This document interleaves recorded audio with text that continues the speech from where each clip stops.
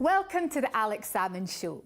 This week, everyone's back at business after the festive season, but it would seem nothing has changed. We'll be taking a look at where the land lies in advance of a second attempt at a vote on the PM's deal, currently scheduled for next Tuesday, the 15th of January, as we speak to the SNP and DUP. These two parties, one fiercely pro-European and one avowedly anti-European, are united in opposition to the Prime Minister's deal.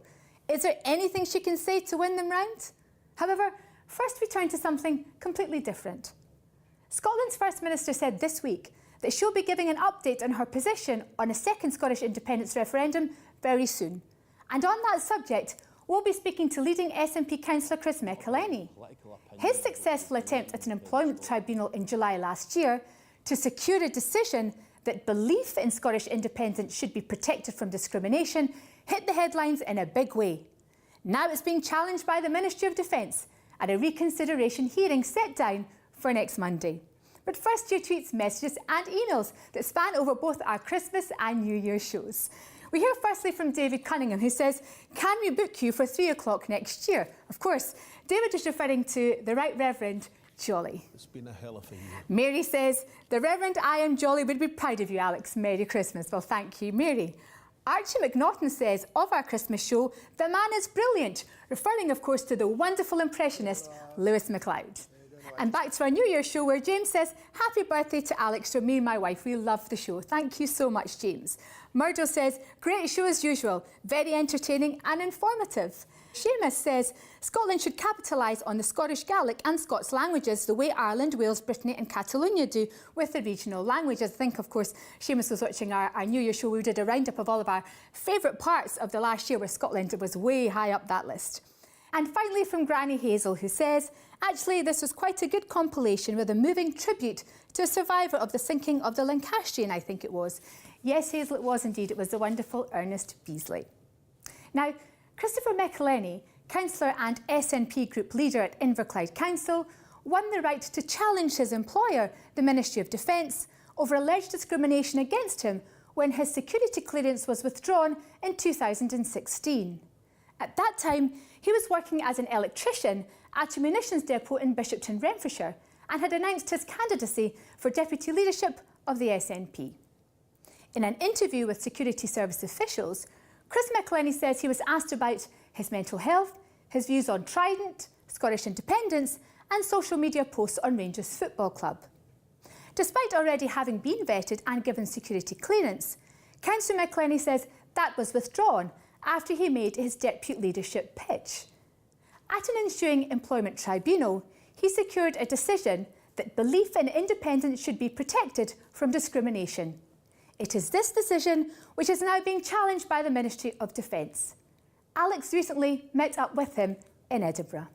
And now I'm delighted to be joined by Chris McElhenny. Chris, welcome to the Alex Salmond Show. It's a pleasure to be here. Tell us a bit about this case. It sounds, in one side, quite complicated, but on the other hand, you're trying to establish a point of principle with the MOD. You know, this is now the third year that I've been involved in this, and I think for quite a long time no one really knew anything about it. And then all of a sudden it became quite a big press issue. But in essence, it is quite simple.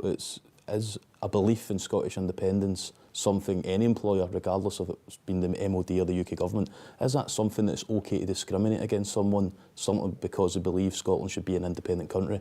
And that's the decision I won earlier on in the year, but of course... This was a very substantial press in Scotland. As you rightly say, the first time that people have been interested in your case, when you won an employment tribunal? It was that employment tribunal. It was a preliminary hearing to determine whether my belief in Scottish independence was something that I could claim direct discrimination against, to take it to that full employment tribunal. And what the judge said was it was akin to having a faith or a code of belief. Well, that was unfortunate the way it got presented in some of the media, because it really missed the intellectual, academic points. It's akin to a religious belief or a philosophical belief, and it's that philosophical belief that was the case that I was making, and that this is something that clearly is important to me, yourself, and hundreds of thousands of people, I would argue, across Scotland, that it's not about the political opinion of what you would do in an independent Scotland, what policies you would pursue, but for your right as a nation to be free for freedom alone.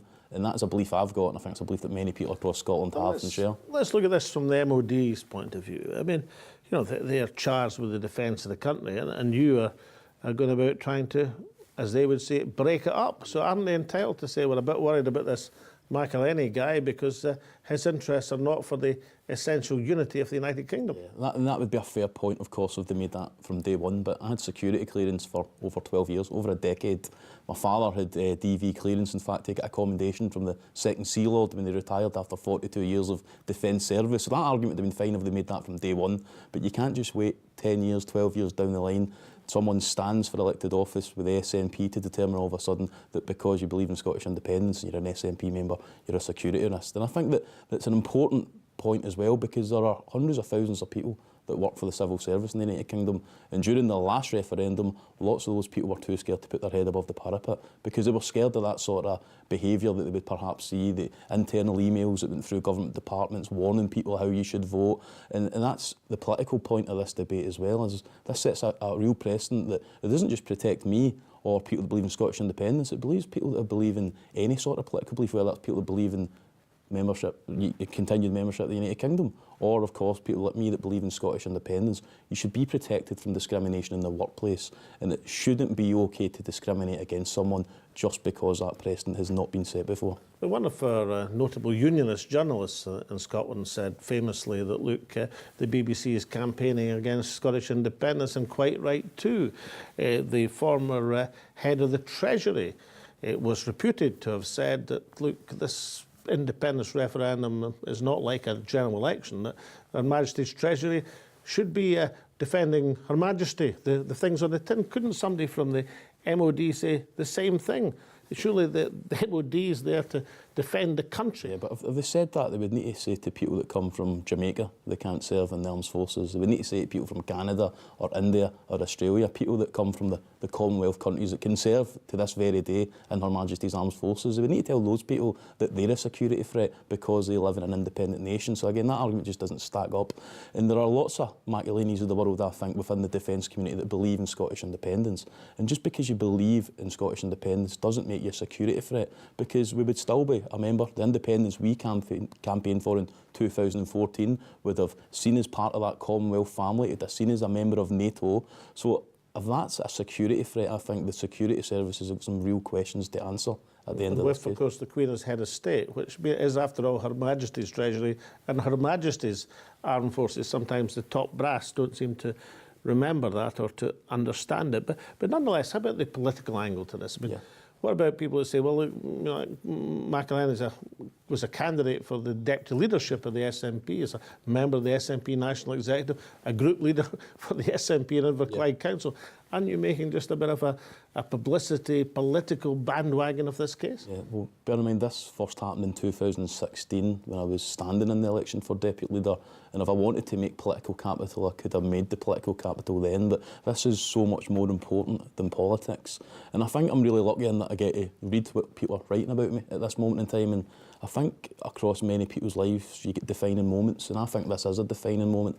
I've got a choice. I can either decide to live on my knees or I can die on my feet. And I'm certainly going to stand on my own 2 feet and stand up to the United Kingdom Government and Her Majesty's Ministry of Defence and basically say it's unacceptable to discriminate against me because I believe in Scottish independence, and it's unacceptable to discriminate against anyone that comes after me because they too believe in Scottish independence. So you've won your first round, but the MOD or the government are appealing against you. They're going to challenge the ruling in your favour. Where does the case go from here? Of course, they're entitled to appeal that decision, but the cynic in me would argue that that's exactly the tactic they're pursuing, because they don't want to actually get to the arguments of why I was discriminated against, because effectively the Ministry of Defence can't win this case. They can only lose it. They either need to win the Employment Tribunal by arguing that it was just a mistake that they gave me security clearance for over a decade, or they lose that case by basically it being proven in that Employment Tribunal that I was discriminated against because of my belief in Scottish independence. And I think that as we're now into 3 years and people start to learn more about this case, I think they'll be starting to be telling the Ministry of Defence to get their act together, give me the apology I'm owed so that I can get on with my life and move on from this. So your message to the MOD is Swador, Meadow and McElhenney? Well, I think I'm due an apology, the way I was treated. Security, in essence, I'm just a local councillor. and I've got security services coming to my door to ask me questions about Glasgow Rangers Football Club, the fact I've got an Irish surname, the fact I'd about a depression, which is another narrative here as well, because we've got lots of servicemen and women that have they open up about mental health, which I did a few years ago. They face the risk of losing security clearance. And what sort of message is that to send out to people in this day and age, that if you're open and you want to speak about your mental health, you should keep it quiet, because somebody might turn up at your door for Her Majesty's Security Service to talk to you about it. And I think that was all just a smokescreen for the fact that I was a member of the SNP, I was standing for Deputy Leader of the SNP, and I believe in Scottish independence. And the proof's in the pudding, because after a year of being suspended, I was reinstated to my post because I had no case to answer. So someone at some point decided I was to be suspended because I was standing for Deputy Leader of the SNP and I believe in independence. And these are a lot of facts that I think need to come out at that employment tribunal.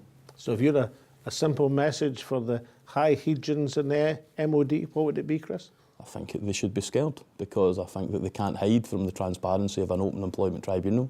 They're either going to have to apologise for the way they treated me, or they're going to have to apologise that the security service in this country aren't fit for purpose. And I'm pretty sure they're not willing to admit to the latter. So I think it's high time they should apologise to me for the way I was treated. What sort of support have you had across the political spectrum? Have the people from the other parties have said, well, you've got a good point of principle there, Chris? Yeah, that's very interesting. I've had a lot of support from within the trade union movement, people that have vocally campaigned against Scottish independence and for a no vote, because they see this case on its merits, and that, of course, it's unacceptable to discriminate against someone because they believe in Scottish independence. And I think to sum up, a lot of people said, what were the MOD playing at? They need to get their act together. That's people from Unison, people from Unite, who've been quite vocal on Twitter. They've been happy to speak to Sunday newspapers about that as well. So that's quite refreshing, that people, despite people trying to say this is politics, people from across the political spectrum can easily see this isn't political. This is about someone standing up for their legal rights, their legal employment rights, your entitlement to go to a tribunal, and your entitlement that you can go to work without fear of discrimination.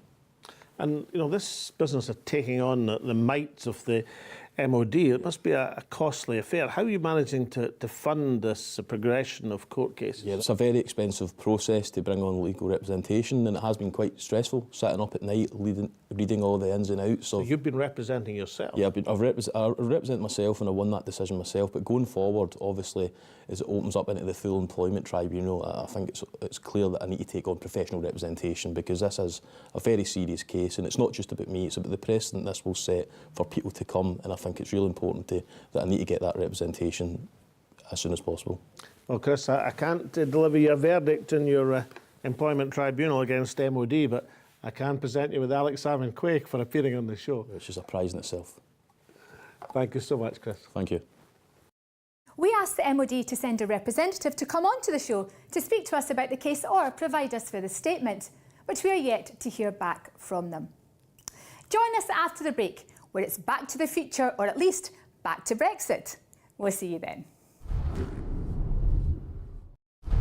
Welcome back. Things have been heated both inside and outside Parliament this week as members return after the festive break, with just 78 days to go until Britain is set to leave the European Union. You lost the people's vote. Anna, you're a fascist. Anna, fascist. Anna Soubry, you're a fascist. You need to show that there are children out there. You're a fascist. Anna, why are you calling us EDL without any proof? We're not EDL, Anna. Two police. Anna, you're full of lies. Yes, Anna, you're fascist. Anna, you're full of lies. The Speaker, John Bercow, has said that what happened to MP Anna Soubry was intolerable, and he confirmed he had written to Police Commissioner Cressida Dick about attacks on MPs. A large number of MPs have also signed a letter calling for police action over abusive protesters outside Parliament. And things weren't too happy inside the House either. The Foreign Secretary said the Prime Minister has not been asking for anything new in her discussions with the European Union. She doesn't tell us, so doesn't that tell us that the Prime Minister has been recklessly wasting time, holding the country to ransom with the threat of no deal in a desperate attempt to blackmail MPs to vote for her hopelessly unpopular deal? Prime Minister. The right honourable gentleman can say what he likes about no deal, but he opposes any deal that the government has negotiated with the European Union. He opposes the deal. He opposes the deal that the EU say is the only deal, and that leaves him with no deal. The only way to avoid no deal is to vote for the deal. Alex spoke to SNP MP for East Kilbride, Straven and Lesmahago, Dr Lisa Cameron, and DU MP for Strangford, Jim Shannon. Lisa, if I could come to you first. Theresa May hopes that over the mince pies and the festivities, members of Parliament will have had a change of heart. Is there any weakening of your position, indeed any weakening of the SNP's position? No, not at all. In fact, I took the opportunity over the Christmas break to speak to businesses, to speak to local constituents who are extremely concerned about jobs, livelihoods, the local economy and the NHS. And so there's been absolutely no change of heart. This deal doesn't protect our economy and it doesn't protect our local jobs in East Kilbride, Straven and Lesmahago. Jim Shannon, probably Theresa May as Prime Minister has perhaps more hope that she might persuade the DUP to resume their full relationship. Is there any weakening in the DUP position over the holidays? Certainly not, Alex. You mentioned there about over the mince pies. Well, I can tell you something, the mince pies are more palatable than Theresa May's withdrawal agreement, if I'm quite honest. I enjoy the mince pies and my Christmas pudding much more, but no change whatsoever. I think the terminology that Nigel Dodds, our party leader here, used over the last week's meeting with Theresa May was two very specific words. He used the words poisonous and toxic. And I think those words tell you where we are in relation to the withdrawal agreement. And although we're walking through the lobbies and the confidence and supply, and we're honouring our obligation to that. At the same time, I think there seems to be almost like a parallel universe that they're in. I keep saying to them, you know, this is the government. This is government. Yeah. I say to them, do you not realise that this is not the withdrawal agreement is going nowhere? No, we think we'll win it. I said, you will not win it. Not in a million years. And the quicker you realise that, the better. What you've got to be thinking about now is where you're going after this. That's the question. They've got the answer. Now, Brexit's dominated politics and political discussion, political debate in the Houses of Parliament. But for people outside politics, they might find it quite strange that the staunchly anti-European DUP and the stalwart pro-European SNP are taking common cause against the Prime Minister's agreement. Why is that, Jim Shannon? I can only speak for us. Obviously, Lisa will speak for the Scottish National Party. But as far as we're concerned, nothing has changed. The withdrawal agreement still very clearly has the border down, the backstop down the Irish Sea. We can't change that. Everyone I spoke to last week and this week and every time I speak to anyone back home, it's as clear as a bell. The constitutional change that makes for Northern Ireland is a step too far. And I think you can't ignore either, Alex, if I can say this, the 119 Conservative MPs who think the same as us. So while we as a party are very clear what we're saying, there's 119 Conservative MPs, and I suspect perhaps maybe a few more, maybe 130, maybe thereabouts, maybe 140, who also think the same. And the backstop is a step too far in the withdrawal agreement, and therefore next Tuesday, it's dead in the water. So for the DUP, the backstop is a showstopper. Very much a showstopper, and it'll be a showstopper for Theresa May next week. And where does she go after that? I find very frustrating because I'm a respectful person to everyone in politics. I try to be anyway. And with the Prime Minister in particular, I feel that she's a person that I had a great respect for. But at this moment in time, I have little confidence in her to deliver something that removes the backstop, and because of that, at this moment in time, the withdrawal agreement is over. Lisa Cameron, wouldn't the Prime Minister have a case in saying to the SNP, look, you may not find my deal perfect, but it's a lot better than a hard Brexit and no deal at all. Isn't there some attraction for the SNP in seeing the Prime Minister's offer as second best to what you really want? I think what people in my constituency want is certainly not second best. They want what they voted for. That was actually to remain in the EU. It was overwhelming in my constituency. It was overwhelming in every constituency across Scotland. I have to reflect their views. Parliament just now is operating in what I would call constitutional denial as a psychologist, because this deal's not going anywhere. It doesn't meet the demands of Brexiteers. It certainly doesn't meet the demands of people who want to have a strong single market and customs union engagement such as our party.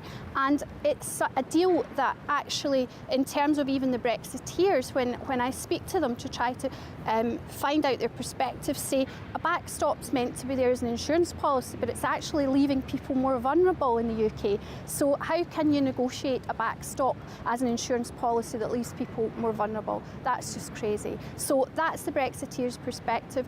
I'm looking very much at the economy, the jobs, the livelihoods and the constituents' wishes that I represent, and actually Theresa May's deal falls far short, so I couldn't possibly vote for it. And do you agree with Jim Shannon that there seems to be a parallel universe that the government whips and the cabinet are occupying, where their deal is gathering support? Is there any sign at all that they're going to manage to get anything like the numbers required for a majority? I doubt that, and I think they're even saying this morning, from what I've looked at, perhaps it'll pass on, you know, at the second time or a third time in Parliament. So that doesn't sound to me like confidence, and it doesn't sound to me like a deal that anyone's going to accept. I think what has to happen is that Parliament looks at all of the options and tries to find common ground, and actually Parliament is going to start taking back control, because that control has definitely been lost by the UK Tory government. Jim Shannon, you said a few seconds ago that you're saying to Theresa May, respectfully, start thinking about what's going to happen after you lose the vote. What do you think will happen? Well, and I've talked to the Conservative MPs, and I've had some conversations over the last few days, which have been very, very interesting. I get this impression that the Prime Minister, when she loses the withdrawal agreement vote next Tuesday, will then go back to Europe, cap in hand, with no confidence, with no strength, with no courage, asking the EU to look, I wasn't able to get it through, what can you give me to help me? And we're going to have we all know the film Groundhog Day. We're going to have Groundhog Day, where she goes over to Europe, she comes back with no real concessions, and goes back again, and we're going to have this to and fro, and I suspect from now until to the end of March. In between times, Labour Party will probably try to push for, I understand, and you probably know this, that there's going to be a no confidence motion after the withdrawal agreement, probably next Wednesday. Have the DUP decided their line if that's an eventuality? Well, we'll have to make that decision before that. I think it would be probably fair to say that we would probably support government in that, and we will not support a no confidence motion put forward by the Labour Party, because we have a confidence in supply arrangement and a deal which we will honour, even though we have a very clear difference of opinion on the withdrawal agreement, and a very clear difference of opinion on the backstop. I've gently said, maybe forcibly said to the MPs, the Conservative MPs, to the whips, to the junior ministers and to the senior ministers, that would take away the withdrawal agreement and we can live with what you have. Now, that's their goal to achieve. Can they get that through? Only time will tell. Sometimes I think as the closer you get to the D-Day, closer you get to the 29th of March, perhaps maybe the reality will saunter through the minds of those in the EU and the Republic of Ireland, and they might say, you know, we're better to have some sort of a deal. Let's get that deal. It could be a last-minute one. Being the eternal optimist, I hope it will be. Lisa Cameron, Jim Shannon's almost suggesting there might be almost like a zombie government. It can't get a majority for its deal, but there's no majority to vote it out of office. What do the SNP think will happen if Theresa May's deal goes down? Yeah, I think Jim's right. I think that the plan from government is that they'll go back and forth to the EU to try to negotiate more concessions and get a more palatable deal for the Conservatives and the DUP to vote through. Whether that's likely, it doesn't seem to me that that's going to be the case. There is this institutional denial that I think has spread across the party as people become more entrenched in their positions.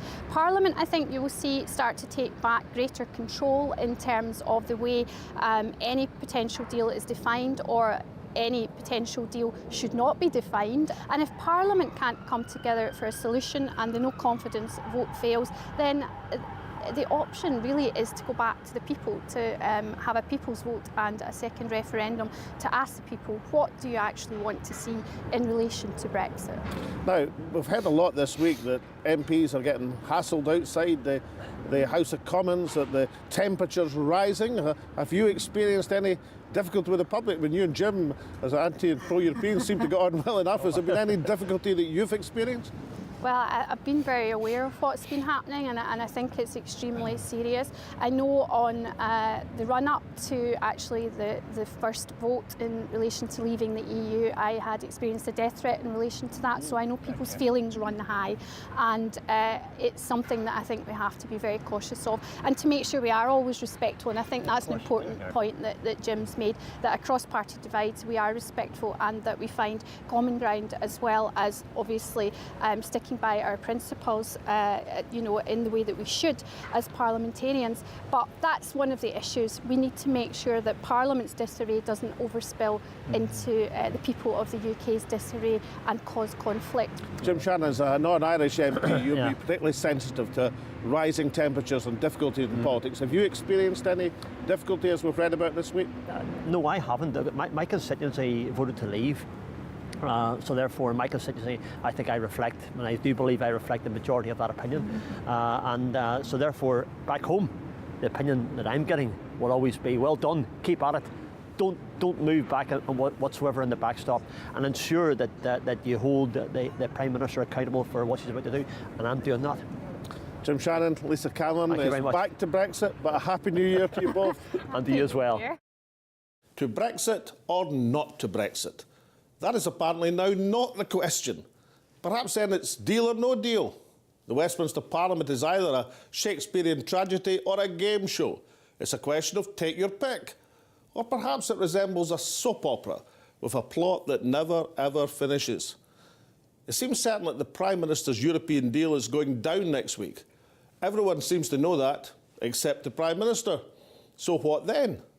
There is now lurking the dangerous pro-European amendment passed in the House of Commons yesterday that might force the government to come back following defeat within 3 days. That is potentially more episodes of meaningful votes than Coronation Street. Theresa May might reflect that sometimes it's not just about parliamentary numbers, but about losing the authority to command Parliament. But what is more likely is a zombie government. That is a government which cannot command a majority on its European policy, facing an opposition which cannot secure a majority to kick out the government. It would be a government of the living dead, in office but not in power, still alive but stumbling towards their inevitable demise, while the country hurtles towards the Brexit cliff edge. And so what is the solution to this Westminster conundrum? Parliament should suspend Article 50, stop the clock, allow the time and the space for a parliamentary consensus to be found. And if that cannot be found, then there must be a general election or a referendum, or both, to settle the issue once and for all. Of course, for Scotland, there could be a quite different question and a very different answer. And so from Taz and me and all of us here at the show, it's goodbye for now.